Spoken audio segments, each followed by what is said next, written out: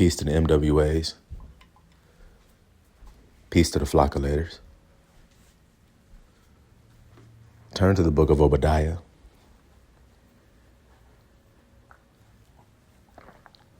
Y'all know I love when we go to Obadiah because it's a very short book. Once you found it, you found it. No matter what we read in Obadiah, once you find Obadiah, you done found where we reading at.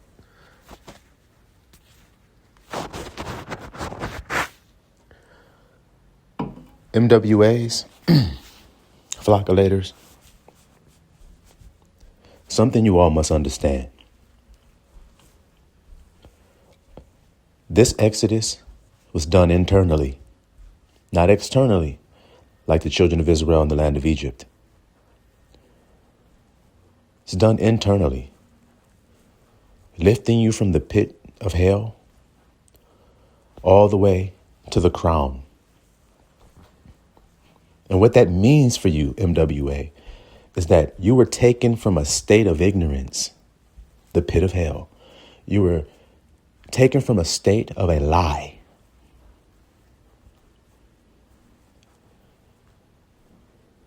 See, we reap what we sow.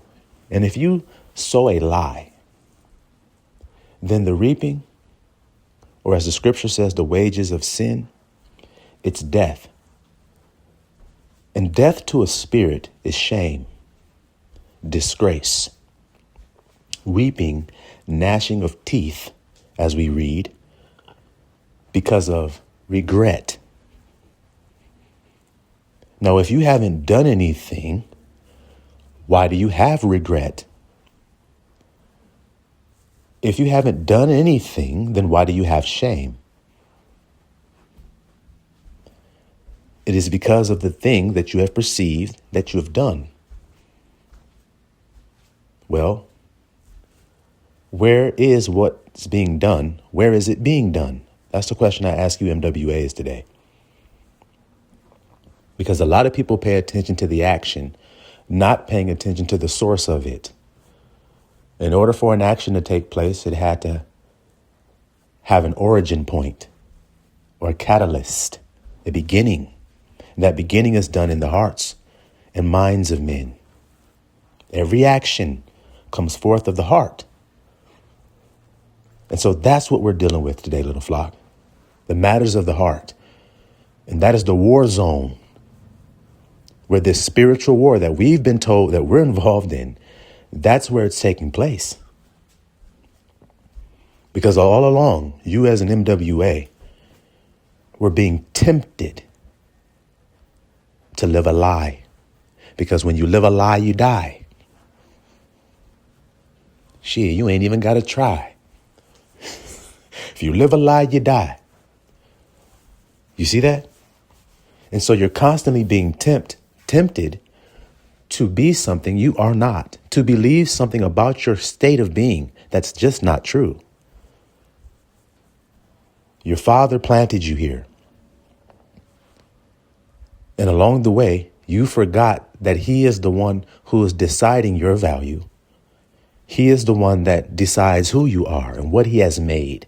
But along the way, you forget that. And you let people that you were introduced to once you were planted here, you were introduced to them. And now you let them tell you who you are and what you are and how you're valuable or not valuable. And we read about this scenario about the wheat and the tares and how they grew together for a time. And the father said, an enemy hath done that. An enemy hath done this. So let's say if there were a woman and she had children from two different men. She had 4 children, 2 from one man, 2 from another. And those children grew together. They may seem the same. They may seem like they're all alike. But as they grow and reveal themselves, you see that they're not alike. Their hearts are structured differently because they came from 2 different sources. You see that there, like the father said, an enemy hath planted that. So then planted what? In you. That father didn't plant when he planted you. What was planted in you?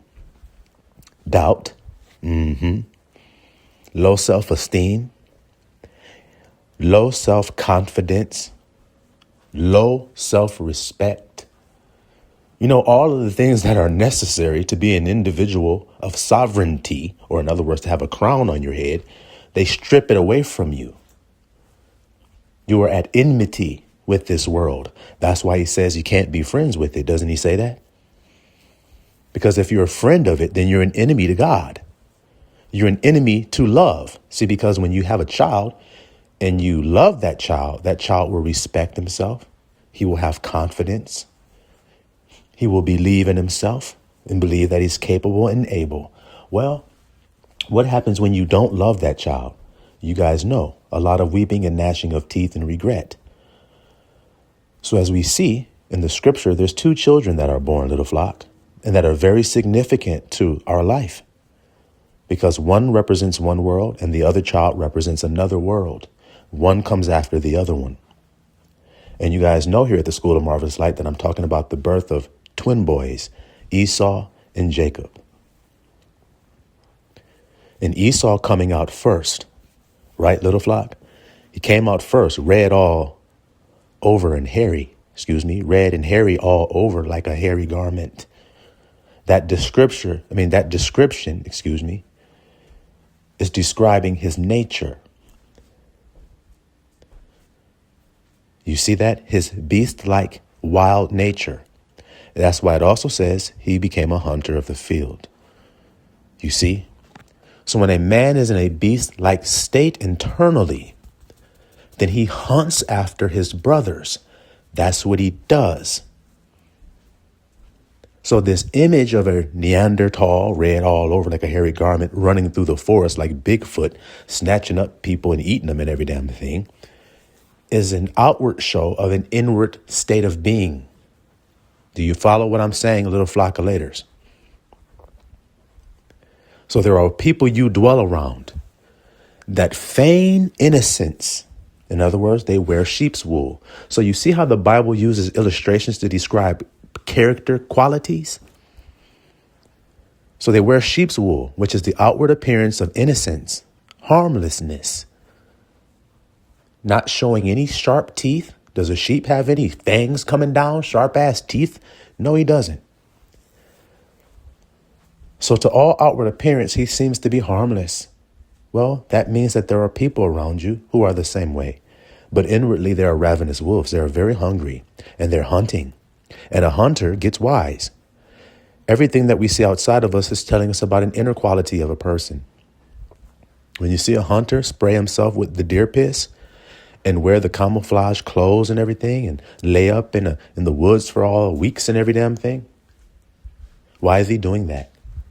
So that he can deceive his prey to thinking that he's a harmless female. That's why they spray themselves with the deer piss. It's to disguise themselves as a harmless female, something that you want so that I can tempt your ass to come to me so I can kill you. So if we see that quality playing out as a hunter of a field, that's what men have done with each other, is what the Bible is actually telling us. And I need you as MWAs to see it clearly. When someone's playing with you, when someone's trying to lure you out of your tent, if someone's trying to lure you out of your tent instead of being secure with you dwelling in your tent, then they're an enemy to you. And what do I mean by causing you to come out of your tent? A tent is your safe spot, peaceful, calm, restful spot. So that means that anybody who seeks to pull you out of that is being an enemy to you, aren't they? Because blessed are the peacemakers. Blessed are the tent makers. Blessed are the peacemakers, it is written, not peace takers. Y'all don't know the difference between an M and a T? Y'all don't know the difference between the two? Because there's a big ass difference between a peacemaker and a peace taker. It don't say nothing about blessed are the peace takers. So peacemaker means someone who would see you in a peaceful, calm state of being. And if they're not, they will pass on by until they are. They won't disrupt your peace by coming in there with their chaotic stormy situation that they're in. Little flock know what I mean about stormy. New listeners may not know what I mean by saying that. But when they come in with their stormy situation and they see you in a state of peace, and then they bring that stormy situation to try to entice you to come into it, to become a part of it, they have become your enemy in that moment. Because that means that Peter was sinking on that water because the wind and the waves were blowing. That means doubt crept in. But when the wind and the waves weren't blowing, he was walking just fine. You understand what I mean now? Yeah. So if you keep your eyes on Christ during a stormy situation someone else is going through, then you will remain on top of the water of your emotions. You will stand on top of them and have dominion over them, which means you got a crown on your head. But if you get caught up in the storm, looking at it, believing it, the wind and the waves and the tempest, then you start to sink. As I've told you guys many times here at the School of Marvelous Light, you start to fall into your emotions. Now, as you sink into the water, if you were on top of the sea and you started to sink into it, you were walking on top, but you started to sink. How do you think you would feel emotionally as you started sinking? Panic would set in.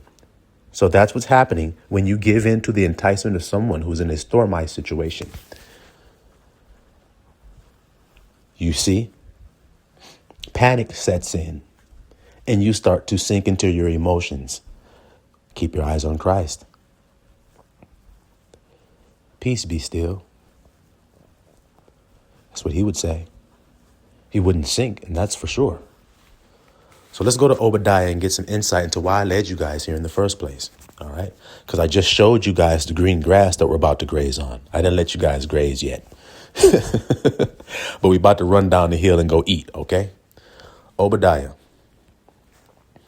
We'll start at verse 1. OK. And we'll read all the way to the end.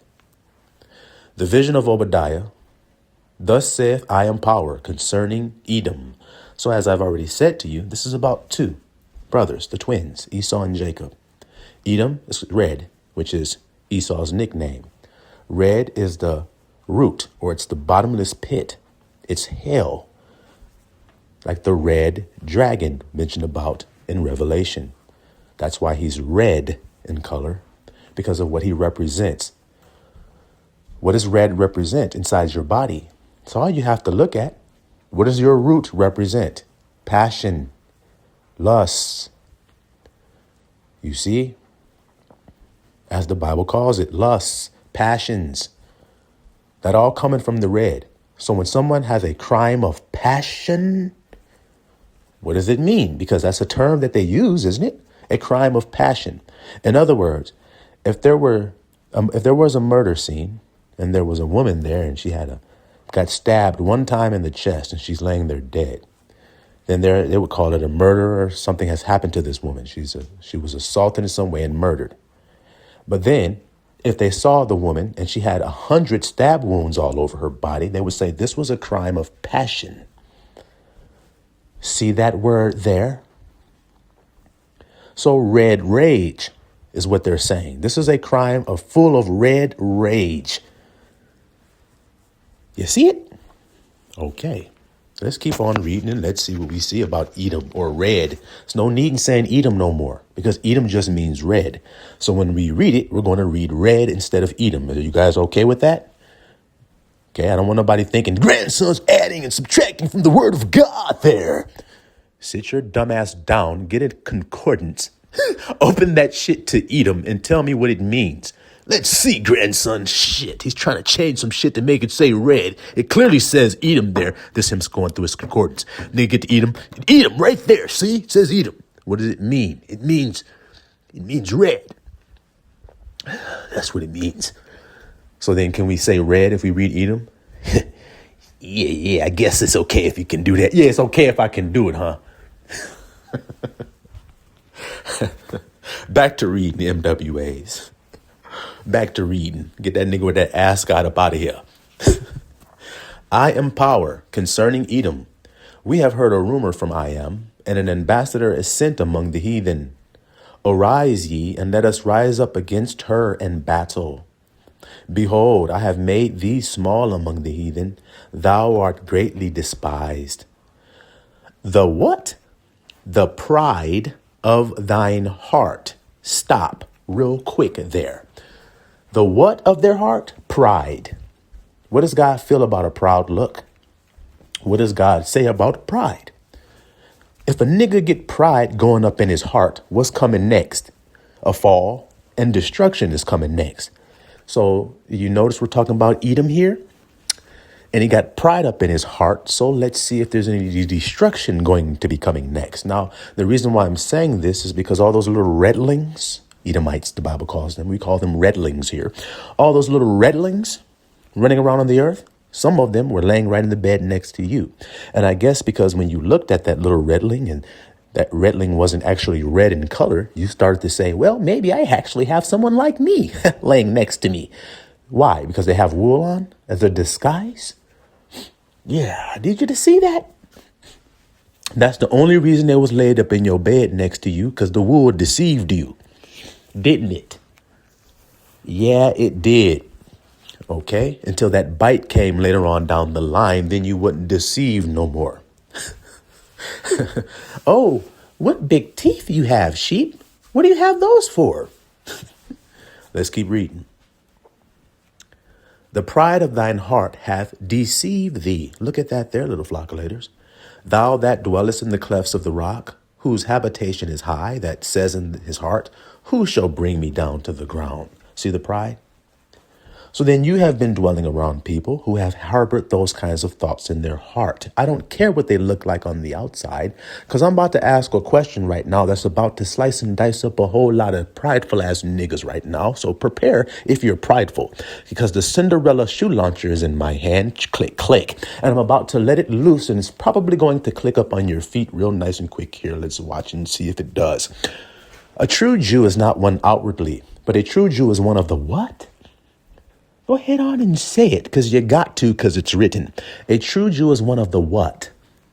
So then I'll ask you a question. If a true Jew is one of the heart, not one outwardly, that means he can't dress up himself, or nor can he look physically, his skin tone or hair or anything. Can he look the part, and then you'll believe that he is. It's not about how he looks, is it? It's about the state of his heart that determines whether he's actually a Jew or not, according to the Bible. Well, then if that's the case for him, then it's the same case for Edom and Edomites, or redlings, as I've called them, the little reds.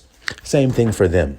You may judge them on outward appearance and think, well, that's an Edomite right there, because look how he looks physically. Well, that's stupid to do that, because guess what?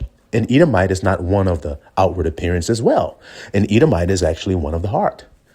Because there are people that may not physically look like an Edomite physically, but has the heart of an Edomite, even though he may physically look like an Israelite. So if he physically looks like an Israelite, though he has the heart of an Edomite, does that mean he's an Israelite, or does that mean he's an Edomite? You tell me.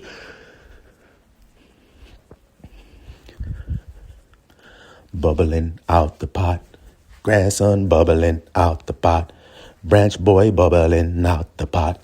Percolating, bubbling out the pot. Percolating, bubbling out the pot.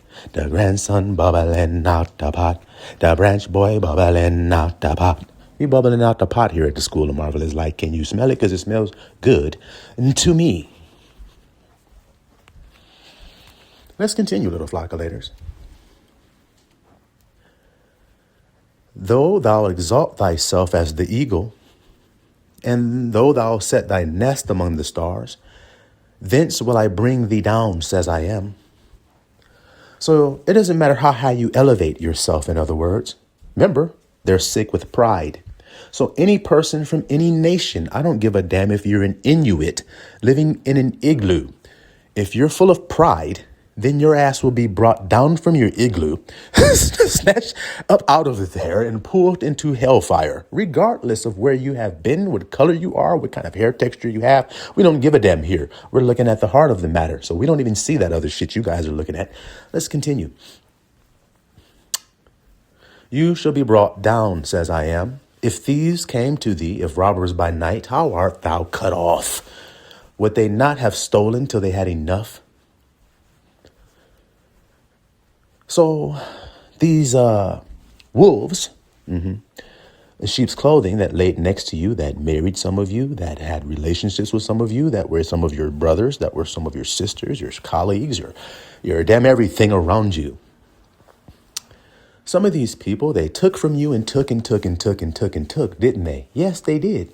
They took your empathy, they took your kindness, they took your patience, they took your long suffering, and they took it and took it and took it until they just sucked and sucked and sucked until there was just nothing left to be sucked. Because they dwell in a bottomless pit, don't they? Yes. So how much love can you give them that will suffice? How much hugs can you give them that will suffice? How much forgiveness can you give them that will suffice? How much understanding can you give them that will suffice? How many times do you have to overlook their dumb shit that will suffice? How many times do you have to let them back in that will suffice? It won't suffice because it's a bottomless pit that cannot be filled enough to ever be filled. Y'all know some people like that in your life, don't you? Y'all all saying yes. So then the grandson telling you the truth. Don't some of them look just like you? Yes. Don't some of them look different than you? Yes. But their hearts are still filthy, aren't it? Isn't it? Yeah. Yeah. Come on. I told you we're bubbling about the pot. Let's keep on reading here. If the grape gatherers came to thee, would they not leave some grapes? How are the things of Esau searched out? How are his hidden things sought up? Exclamation points on both of those sentences. Now that's what I'm doing for you right now, little flockulators. The things of Esau are searched out. His hidden things are sought up. It's right now. I'm doing it right now. So now I'm going to give you some examples just to prove to you how adept I am at doing this shit that I'm doing. Let me just make it real nice and clear here. Show you some of these hidden things of this nigga. The things of Esau are searched out. What does that mean? It means he has a way about things that he does that has been hidden, as the scripture have just said. And because it's been hidden, then the ones he's doing it to, the things that he's doing to the ones that he's doing it to, the ones that he's doing it to don't even realize that he's doing it because it's hidden. They don't realize he has these things that he's working on against them because they don't know he's working anything at all. But as we see, Christ, the light of the world, who shines light and makes things manifest, manifested they asses too and said, look at you calling yourselves Jews. You guys aren't Jews at all. You're not Jews at all because you dress like you are. You walk around like you are. You sound like you are. But the inside is what I'm looking at. So then how is it different today? It's not. It's the same. I'm his son. I'm going to act the same way he act. And I'm doing it right now. Doing it right now. He says there's no more cloak for your sin. See? And then he said, what was their sin? Working iniquity. Slice. Like I said, I ain't playing around here. He actually told you guys, you're being hypocrites. You're actors. He said it with exclamation points, so ain't no need in looking at me all perplexed that he said that. He said they looking all good on the outside, making it look right, but they're not right. And I'm exposing that. So therefore, they have no more cloak for their sin, that they work iniquity on you. Get away from me. I don't know you niggas that work iniquity. How could I know you if you came from the enemy? I don't know a nigga that came from no enemy. In other words, when American soldiers went to Vietnam, they flew over there in a helicopter and shit and landed up there in that jungle. When they saw Han, or whoever his name is, the Vietnamese soldier, when they saw him come out of the thicket shooting, he didn't know that man. Brad Smith didn't know Han Yuen, or however, I don't know. He didn't know him, but they were shooting at each other, trying to kill each other, weren't they? Because they're enemies. So they started to kill one another. They didn't have to know each other before they killed them. Matter of fact, if they happen to know each other, that may make them not want to kill the other one. So I don't know you. I never knew you. It make it easy for me to kill you when I never knew you. That's what Yahusha said. So then you never knew your wife if you happen to be with a wife of strife. You didn't have no life. If you had a wife of strife, then your ass didn't have no life because all she did was suck. But then when you need it, where was she? Yeah, your so-called friend there. your so-called friend there. They suck. But when you needed them, where were they? Yeah. Means you've been dealing with an Edomite there. See there? You've been dealing with an Edomite, someone who has hidden things they're working on you. They're taking advantage of you. They're despitefully using you. They're casting your name out as evil. Everything he said that they're doing is what Edomites do. In other words, people that are led by the red, that are led by passion. See? That's what they're led by. Passion is a strong feeling. So that's what they're led by. The strongest feeling they feel is what they will go with that day. But feelings don't have dominion over thoughts. If they do, then that's a house that's not in order. That's a woman without a head.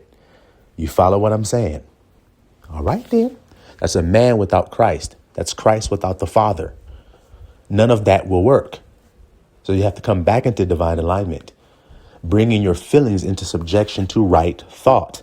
That is why he sent you one by the name that you see there on the screen as you're watching this video. The grandson of what? That's right. That's why he calls me this, because this is what I'm here to reestablish in the earth. Fuck feelings. Get under my dick. Go ahead and run for the hills. But the flockulators are laughing because we're soldiers, and that's how soldiers talk. Now, if you don't think we're soldiers, then open your Bible and look and see. When the saints go marching in, oh, how I want to be in the number. Oh, when the saints go marching, when the saints go marching in. Yeah, when they go marching. Who marches other than a military force? Yeah. So like I said, get up under my balls and every damn thing. Get up under me. And then after that, then I'm going to put you under my feet. Okay? Dominion. That's what God gave me.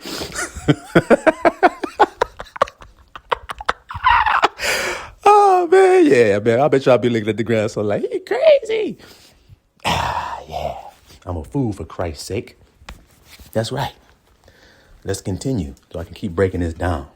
So his things are searched out, his hidden things. These are his things as well. I'll give you some more examples. He will use silence against you. So in other words, he comes in with some funky energy and then you're like, what? What's the matter? What's going on here? He's looking for relief. So he's like, I'll get around him. He has compassion. So I'll come around him. He's going to always ask me what's wrong. Now, he knew that before he came to you. See how it's a hidden thing he did?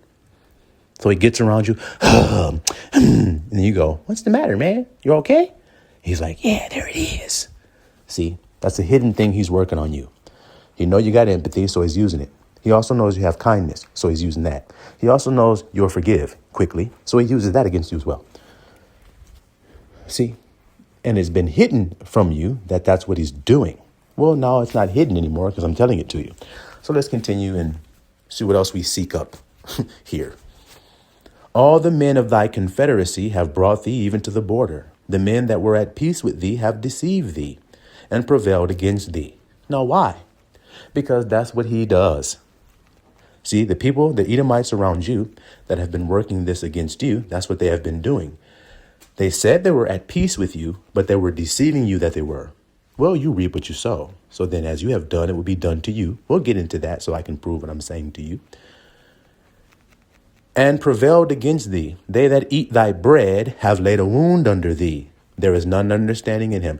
They that eat thy bread have laid a wound under thee. So just like I told some of you, you were married with some of these people, friends, you sat there, you broke bread, we call it. You sat there, the person's eating your bread, and lo and behold, they're actually setting a wound for you the whole time.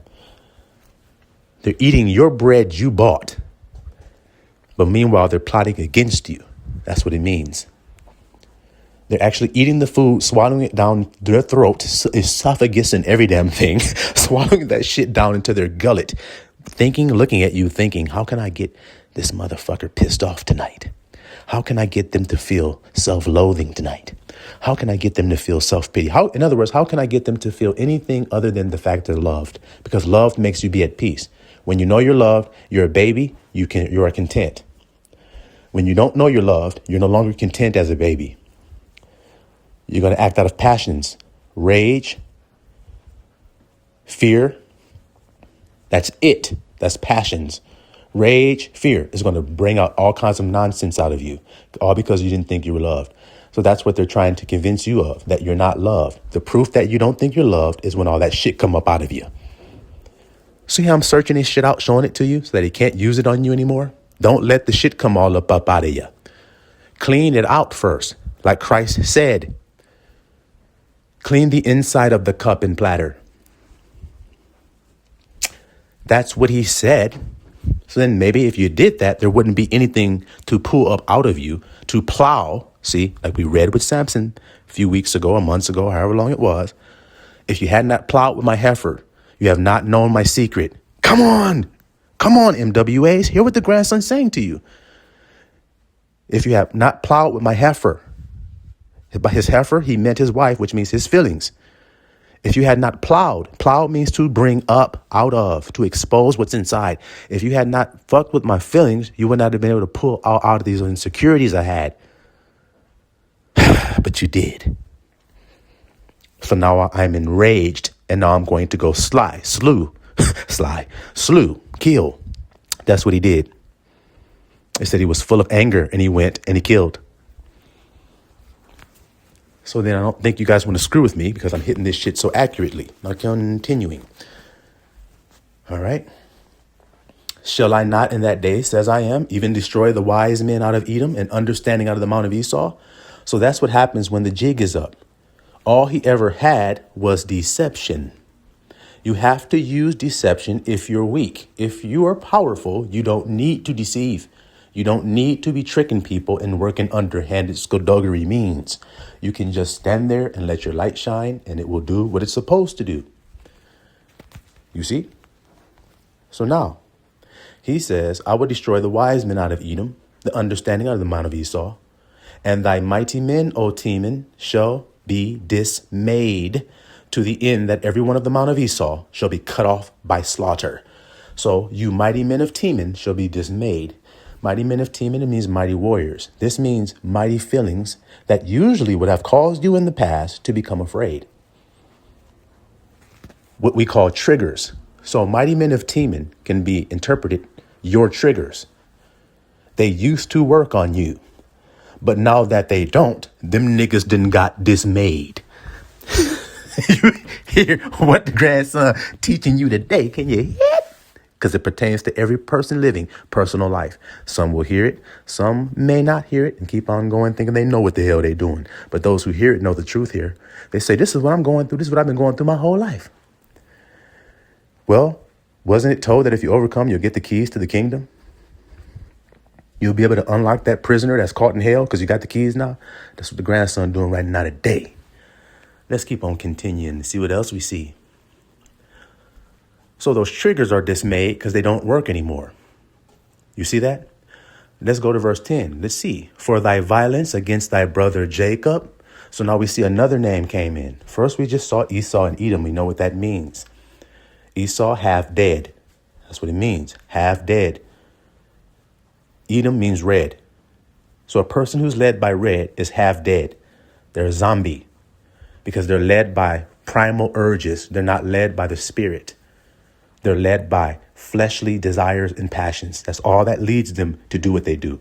When they feel a feeling in their body, they run with that. When we feel a feeling in our body, we speak peace be still over that until those waters are calm, and we steadily walk across it, chilling, drinking a mimosa. Not a mimosa. We're drinking a mimosa. Okay. Okay. Y'all hear me today? I'm out here at Carlton's penthouse in the top floor looking down at them zombies like, good luck trying to find me, nigga. I'm way up here and I got a Cinderella shoe launcher. I could light you niggas up all day. I got unlimited ammo. So while you're all down there scrambling down there, we're up in Carlton's penthouse having a party, you see, because the flockulators are all assembled here chilling. You hear me? Just keep going. And the day that thou stoodest on the other side, well, let me go back real quick. For thy violence against thy brother Jacob. Remember, this is the new character that has now entered. Jacob means usurper or supplanter. See, the one who's going to take over for the one who used to rule by passion. The one who's led by the Spirit is now going to usurp. You see? So because of that, those people who were led by passions, they had the power. That's why you were hurt so bad. That's why you were so confused. See? Because they had the advantage on you. Well, as we can see here, that advantage has been taken away. The hidden things have been taken away. The advantage they once had has been exposed. And once you're at war and you see the thing that's been fucking you up and you see it for what it is, now you can destroy that thing. That's what we just read when it says they shall be cut off by slaughter. So let's continuing here. All right. For thy violence against thy brother, the supplanter, the one who's coming up after you, the spiritually minded one, shame shall cover you, and you shall be cut off forever. See, because you were hurting my innocent children, the peacemakers, the ones who love, the ones who forgive, the ones who have empathy, the ones who are led by the Spirit, because you have continually had violence toward him. You're going to be cut off. You have sought to slay him. You have sought to kill him at every turn. So now shame going to cover you. And that day that you stood on the other side, and the day that the strangers carried away captive his forces and foreigners entered into his gates, cast lots upon the city of peace. See, Jerusalem, which means the city of peace, which is his city. You see that? It says, led away captive his forces, and the foreigners entered his gates.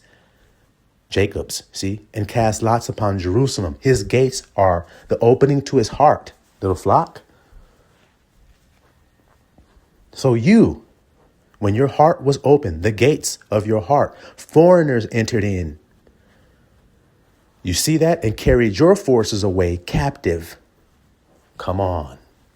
Your forces, which are your right thoughts, your right feelings, they carried them out of the city of peace, and you were no longer peaceful. You are now afraid, panicking, like I told you. Do you see how the language is speaking? Okay? Even you were as one of them.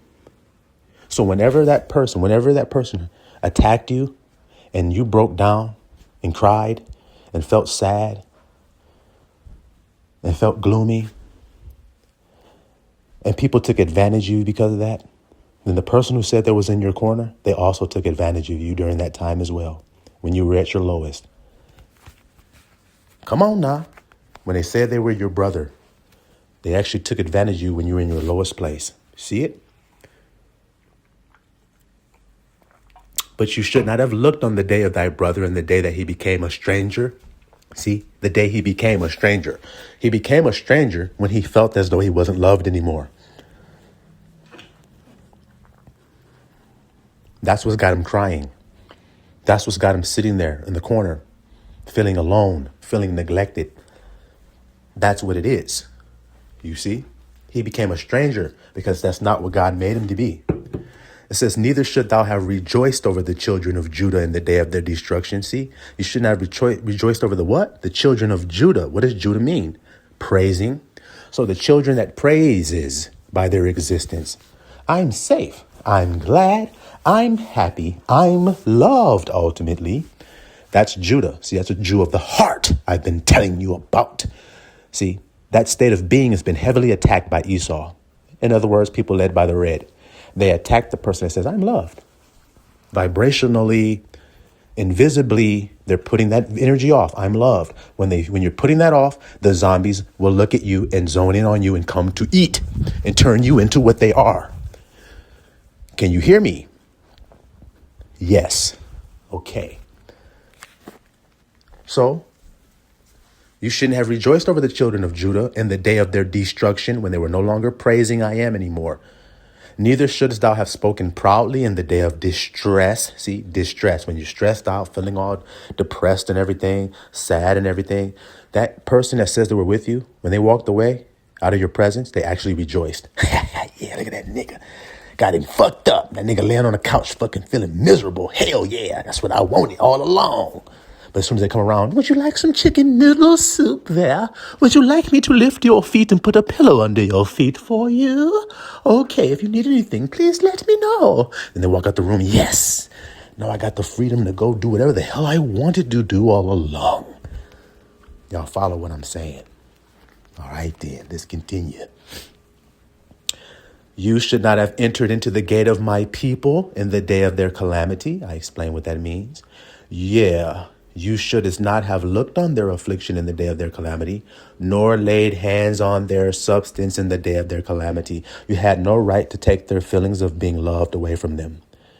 You had no right to take their feeling of I am safe and take it away from them and put something in its place. I am unsafe. You have no right to do that. See it? Neither should thou have stood in the crossway to cut off those of his that did escape. So you stood in the crossway to cut off those of his that did escape. What does that mean? So even when he got a little ray of hope shining through, one of his soldiers was called Hope running through. You stood in the crossway so you can even make this nigga hopeless. You could kill Hope on the way as he was escaping. You could kill him and make that nigga even feel hopeless. Can y'all hear what I'm saying? Neither shouldest thou have delivered up those of his that did remain in the day of distress. Faith, hope, and love, these three remain, but the greatest of these is love, who was lifted up on the cross. What city was that? Then I'm not lying. Continuing here. For the day of I am is near upon all the heathen. As thou hast done, it shall be done unto thee. So your whole life being treated this way and this secret hidden agenda against you while you thought you could trust the person. Meanwhile, they were just using your trust against you and all of these kinds of things like this. As they have done all of that secret skullduggery shit to you, it was going to be done to them. So that means anybody that has an alliance with that person is only using it as a disguise, just like they did against you. So everybody that says they're cool with them actually is not cool with them at all. They actually hate them. So it's going to flip back up on their ass. The same thing that they were doing to you. You see? You're just going to be deceived and tricked every step of the way. All right? For as you have drunk upon my holy mountain, so shall all the heathen drink continually. Yeah, they shall drink and they shall swallow down, and they shall be as though they had not been. But upon Mount Zion shall be deliverance, and there shall be holiness, and the house of Jacob shall possess their possessions. See, right thought. You're going to possess your right thoughts again. You see it? And the house of Jacob shall be a fire. So those new right thoughts are going to be a flame, because I am love is a consuming fire. And the house of Joseph a flame. See, and the house of Esau for stubble. And they shall kindle in them. So the new thoughts that have been returned to you, which is I am loved, is the ultimate thought. I am safe. I am protected. Will now come in. Every time there's an enemy trying to tempt you, they will come in and knock his ass the fuck up out of there. You hear what I'm saying to you? Okay, and devour them. See, so those wrong thoughts will be devoured by right thoughts. That's why Zion shall be deliverance. Zion means right thought, an elevated state of thinking. See it? And the highest elevated state of thought is I am loved. There isn't anyone higher than that. So go ahead on and climb your little stupid ass piece of a mountain you call the Rockies. I'm going to sit over here on Mount Zion, way above all of you niggas. Continuing. And they of the south shall possess the Mount of Esau. See, the south, the bottom. You see? Shall possess the Mount of Esau, and they of the plain, the middle part, the Philistines, and they shall possess the fields of Ephraim, fruitful, and the fields of Samaria, and Benjamin, son of the right hand, shall possess Gilead, healing. And the captivity of this host of the children of Israel shall possess that of the Canaanites, even unto Zarephath, and the captivity of Jerusalem, which is in Sepharad, shall possess the cities of the south. And saviors shall come up upon Mount Zion, right thought, to judge the mount of wrong thoughts, half dead thoughts, the fleshly mind, and the kingdom shall be I am's. So that's the message for today, little flock, that's what I'm here to do. To sweep away all the wrong thoughts that once had you in captivity, delivering right thoughts in its place, putting them back into you, which become a great fire inside of you that burns all of the bullshit away, which was wrong thoughts and wrong feelings you once had that were planted in you by some other enemy. Now I come to burn that shit away, thus turning you into a consuming fire and burning up everybody else that come around you. Then they get the fire, and then it spreads like wildfire, and it becomes a great lake of fire that burn up anybody who throw it up in there that ain't supposed to be up in the world. Y'all hear me today? They gonna get thrown up anybody in their world. They gonna get thrown up in there. They ain't supposed to be on the world. Y'all hear me today? I know I'm being silly, but I know y'all hear this message. Okay? There's a new world that's been birthed. Esau is the end of the world. That's why I'm saying that. Jacob is it that followeth. Esau don't like that. We don't care what Esau like. We're here to usurp, and we're here to take over. And this is how you're going to take over. It's inside of you. No longer allowing any Edomites' thoughts or feelings to affect you. Close the gate to the city and don't allow anything fearful to come in. Don't allow anything that make a lie to come in. Don't make anything that's idolatry to come in. I don't have to continue. I think you know what I mean there. Stand at the gate and watch. Be a watchman. Sulawam Misraela.